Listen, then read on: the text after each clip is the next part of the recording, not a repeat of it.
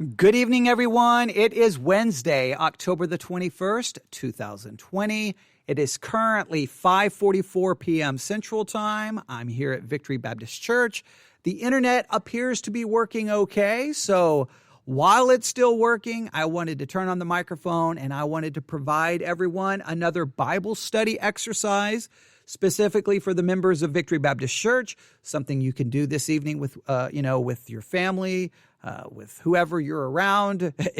Whoever you're with, friends, family, neighbors, whoever you're around, you can get together, grab a notebook, Bible dictionary, sit down and do a little Bible study exercise. I've been trying to do these not too often because I don't want to overwhelm people, but I've been trying to say, hey, I kind of give you a guided Bible study exercise. Here's what I want you to do. Here's what to look for. Here's what to look up. And then I've offered everyone the opportunity to send me their work for members of Victory Baptist Church to comment about it in the chat. I've tried to get people engaged in the study of God's Word. I'm always fascinated by it. And, today I do a report about Pope Francis and, what he had to say in regards to same-sex civil unions, and boom, comments flying, emails flying, boom, comment. Everyone is engaged. Everyone has an opinion. And then you say, hey, guys, let's study God's Word because, that's supposed to be the most important thing for Christians. And hey, let's talk about it. And then you're met with silence. It's always so discouraging that it works that way. And what's so discouraging is if I have to fight the urge, right? Because I'm a human being, right? When you do a podcast, you want that conversation. You want that buzz. You want those downloads. You want everyone sharing what you're saying. You want that, right? And so when something like that happens today, where I do, a report on Pope Francis and this controversial breaking news about Pope Francis and his comments in regards to same-sex civil union, and I get all of those downloads and all of the feedback and all the emails, then there's almost a part of me that says, just look for the next controversial thing. Look for the next controversial thing. Don't worry about Bible study exercise. Don't worry about trying to get people to study the Bible. Just deal with controversial subjects, and you'll have one of the top theological podcasts on the internet. But that's not what the people don't need more controversy. People need to spend time studying God's Word and talking about it. They need to get just as excited and just as engaged in the study of God's Word as they do at the latest controversy. They need to be as engaged about that, but it's almost like, I hate to say this, so it almost feels like that a large portion of Christianity today, they're not moved or excited about God's Word. They're almost dead to it. There's no excitement. They're not engaged. They don't want to talk about it. They'll talk about every other issue. They'll talk about every controversial issue. They're all over social media over this issue or this issue. Where is that passion and zeal for God's Word? So I'm going to keep doing these guided Bible study exercises because my hope is that there are individuals out there who are grateful for them and thankful for them. And I know some of you have engaged me in commentary and comments about it. So it's not been like no one at all. Compared to the other things, it feels like silence. So I should say, to make sure I'm very correct, or I say this in the most correct way possible, there have been very few who have said something about the Bible study exercises, but there have been some. So I don't want to overlook the some and describe it as none. It's just been very few. So to the very few, if you're the only ones who care about these, well, then I'm going to do everything I can for you because I want to hand you something that you can go, hey, we can study God's Word. So that's what I'm going to try to give you. So for this evening, the Bible study exercise I want you to engage in is a Bible study exercise in regards to, and I'm going to guide you. Now, sometimes when I guide you, you overlook the other things that are there. So while you're focusing on the topic I'm giving you, don't overlook the other things in the text. All right, because sometimes I don't tell you about the other things in the text, but I'm hoping you discover them and you find them. Okay, because I'm back in my mind, I'm like, okay, they're going to talk about that, and then no one does. I'm like, how did everyone miss that? All right, it's right there. But because I gave you a focus, sometimes you get so focused on the one thing and ignore everything. So just stay with me, all right? So here we go. In this guided Bible study exercise, I want you to consider your approach to truth. And how I'm going to get you to consider your approach to truth is I want you to spend some time studying in the Bible 2 kings and how these 2 kings, how they approached truth. Both of them are presented with truth. Both of them are confronted with truth, but they take 2 very different approaches to it, 2 very different responses to truth. And we live in a culture right now that the way it responds to truth is not in a good way, right?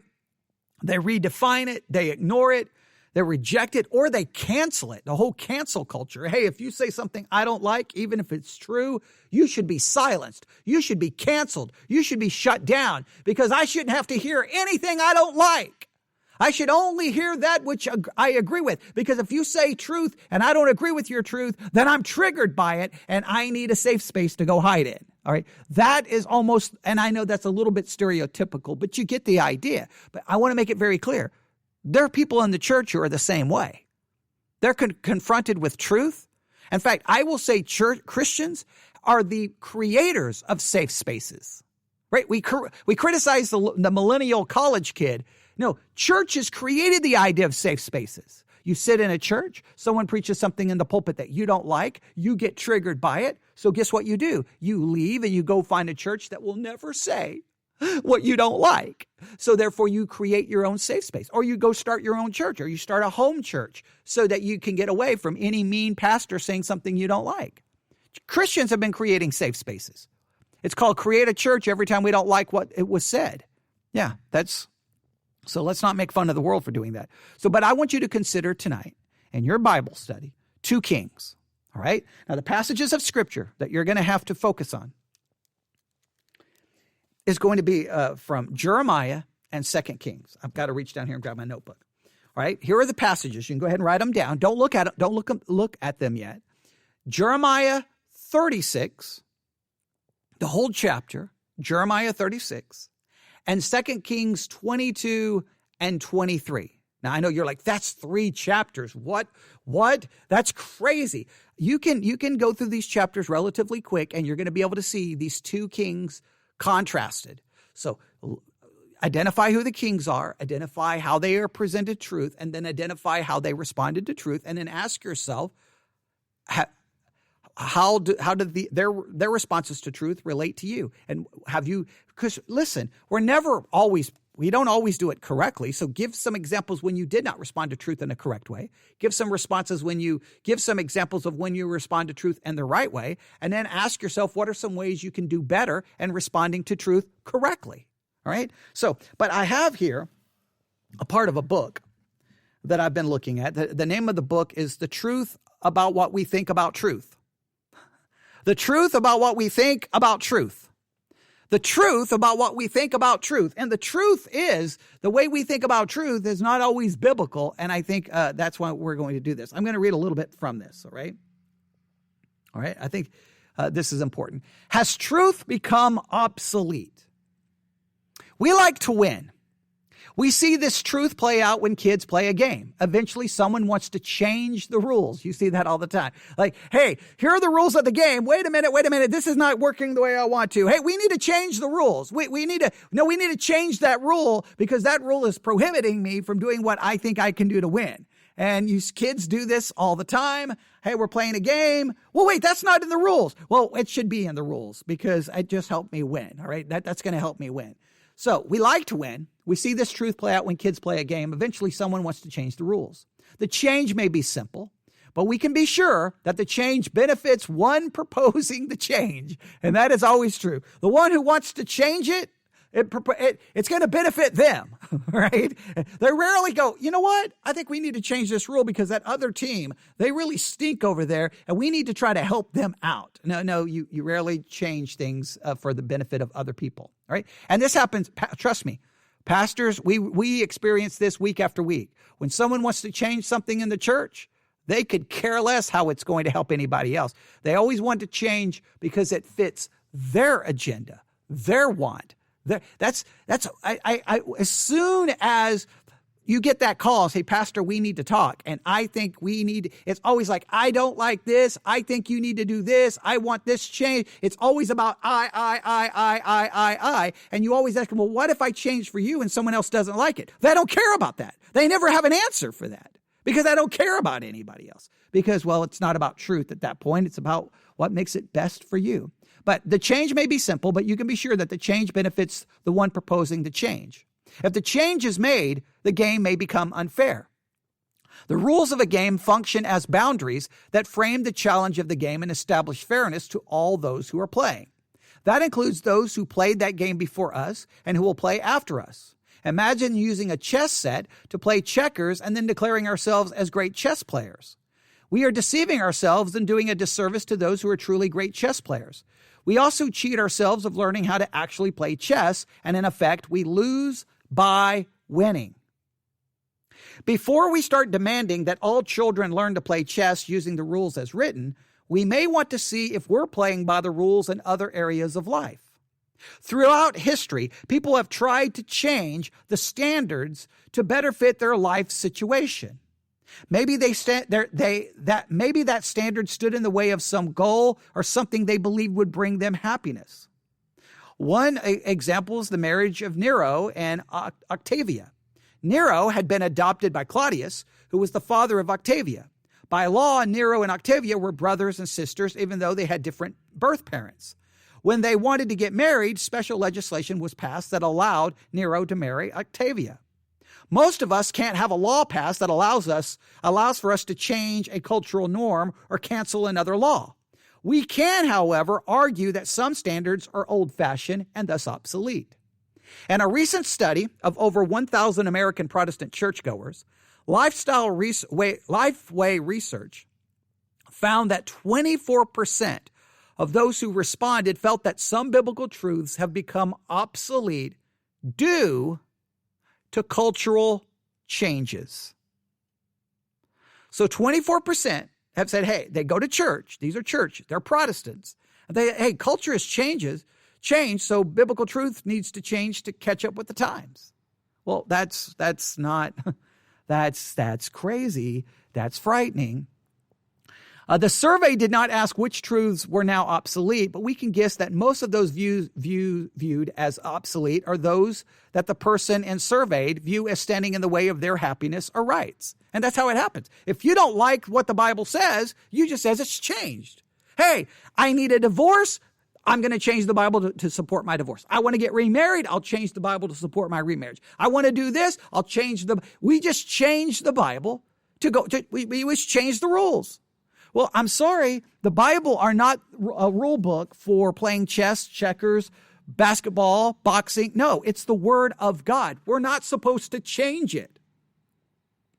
We're supposed to accept it as truth, acknowledge that we don't always live up to said truth, then repent and try to do our best to live in accordance with it, trusting that our salvation is dependent upon the righteousness of Christ and not our ability to keep the law. Praise God, because if it was based on our ability to keep the law, we would all end up damned for eternity. But we're still supposed to strive to live according to it. Right? Now, with all of that in mind, I want you to consider the tale of two kings. All right? The first king, and I'm going to be very careful here because I don't want to give away too much information. The first king we read about in Jeremiah chapter 36, all right? The prophet is told to write all the warnings of God's judgment coming on Judah, Israel, and the nations. This scroll is then handed to King Jehoiakim of Judah, all right? So Jehoiakim is handed the scroll with this warning from God written down, right? He's given the scroll. Now, what does he do with the scroll? How does he respond to the truth? All right, that is Jeremiah 36. Now, you can compare King Jehoiakim's response to the response of King Josiah. Josiah had ordered for the temple to be repaired, with the workers finding a scroll tucked away in a room in the temple. The scroll made its way to the king, where it was read to him. You can read about it in 2 Kings 22 and 23. and you'll see his response. So what do we have? We have King Jehoiakim of Judah. He is going to be presented a scroll with the warnings of God in it. What does he do with it? And then we have Josiah, who's going to be read. They found the word of God in a room in the temple because they were repairing it. It's going to be read to him in 2 Kings 22. I think in verse 8 or verse 9 of 2 Kings 22 is where they find it. I think in verse 7 or verse 8 they find it and they present it to the king, I think in verse 8 or verse 9. But 2 Kings 22 to 23 is the whole story. Now, I'm not going to give you any information about it. I want you to compare these two kings and how they respond to truth. And look, don't talk about the culture and how, the culture changes this and the culture. It's the church who's now deciding, let's change this. Let's change this. Well, I think these biblical truths are obsolete because we don't like it. And please remember, we cannot make this a generational thing. All right. Well, this is one thing. Sometimes I don't do well. I don't do well sometimes with, I don't know how to say this without offending people. I don't do well with older people, right? I don't like when older people's like, the music today is all garbage. The music in my time was just stop that nonsense. I hate that. It's like you're so blinded from reality because of your own generational bias. I hate that, right? So we can't have this generational bias. Like, look at this current generation. They just want to change the Bible. They just want to change the Bible and bring in all this LGBTQ garbage. This generation's lost its mind. We need to go back to the good old days. Yeah, the good old days that did what with the Bible? The good old days that did what? Wasn't it the good old days that really started undermining the biblical teaching on divorce and remarriage? Wasn't it the good old days that people used the Bible to support segregation and the enslavement of human beings as being sold as property? The Bible has been used by all kinds of generations to do different things. So don't look at this generation and say, I don't know what they're doing with the Bible. Look at what we've all done with the Bible all the way back to biblical times with Jehoiakim and Josiah. Look at how those two kings handled it. Look at how you've handled it. It's not a generational thing. It's not this culture versus previous culture. We all have taken the scriptures, and we are guilty of it in our personal life and the lives of our churches, that we take it and we change it to fit what we want, or we change it to fit the spirit of the age. We're all guilty of it. You know why we're all guilty of it? Because, listen, this is so important. The greatest idol that we all serve is the idol of self-worship. We worship ourselves no matter how much we pretend we don't. We're the God we want everything else to serve. We're the God we want the scriptures. We want the scriptures to serve us. We want the scriptures to provide us what we want. We want the scriptures to make us happy. We want the scriptures to justify our behavior. We want the scriptures to condemn everyone else's behavior. Because we're the God that we serve. We're the God we worship. And we until we realize that and tear down the idol of self, repent of the idolatry of self-worship, and realize that, look, the scriptures are not there to make us happy.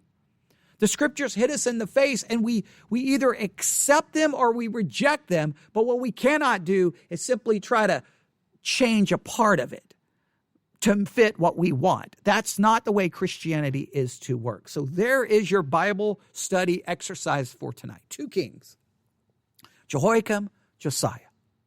How do they respond to truth? Truth is presented to them. Here you go. Like I'm holding up my Bible. Here you go, king.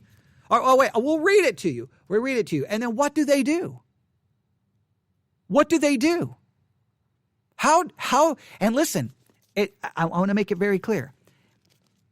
Your response to biblical truth is judged not on how you respond to the truth you agree with, but how you respond to the truth that goes right after your throat, like a rabid dog. It grabs onto your throat and it won't let go. It goes after what you want. It goes after your feelings. It goes after your emotions, and you don't like it for 1 second.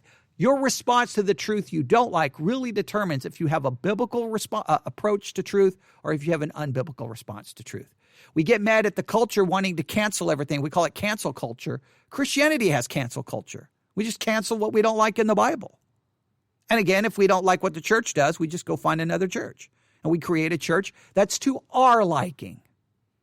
We're going to have a pastor who does things our way. We're going to have a pastor who preaches the way I want him to preach. We're going to have a pastor who preaches on what I want him to preach. We're going to have a pastor who does the song service the way I want the song service to be done. It's always about us. And it's not supposed to be. So there you have it. There's so much more I could say, but I'm not. I've presented it before you. Jeremiah, 2 Kings, Jehoiakim, Josiah. Start studying, start exploring, see what you find. Don't overlook anything in those chapters, because while you're focusing on what I'm telling you to focus on, you may pass some very important truths. And if you see something, let me know. Share your thoughts, your opinions. Let me know what you think. Share, chat, email. Because sometimes you'll find something and I'll be like, man, I overlooked that in that chapter. I don't know how I missed that. And then that can lead to, well, follow up. And considering all the controversy from today's news about Pope Francis and same-sex civil unions, yeah, there's a lot being said in regards to this kind of subject right now. And I think considering what's happening to our world and what's happening to the church, this is a very important topic for you to really meditate on and think a lot about. All right. There you go. Email me whenever you want. newsif@yahoo.com. newsif@yahoo.com. newsif@yahoo.com. I apologize this morning for everything going so wrong and 2 hours of broadcasting that got all messed up. And then I had to do a little quick, technical difficulties message. I hate when that all goes wrong. I am grateful that tonight has gone well. I'm afraid to leave the church now, but I'm just going to stop right there and go home, reset, and maybe tomorrow, Friday, we can really get a lot of things accomplished that we need to get accomplished, because there's so much to talk about. So, but there you have it. Hopefully another day of broadcasting has come to an end. I feel like I used to work at Erling-Berquist Regional Hospital in Bellevue, Nebraska. All right. It was the hospital that was connected to Offutt Air Force Base. It was really the hospital for Offutt Air Force Base, but it wasn't located on the base. It was about 2 miles from the base. And it was a regional hospital. And I had a job called NCOD, Non-Commissioned Officer of the Day, and where I was in charge of pretty much everything that happened in the hospital after hours. I was responsible for security. I was responsible for death certificates. I was responsible for taking bodies down to the morgue. That's an unpleasant job. I can tell you some funny stories about that. There were so many things I had to do. Admit people, all kinds of crazy things. I loved the job, absolutely adored the job, because first, there was no one around. I mean, I was basically in charge, so I didn't have a boss telling me what to do.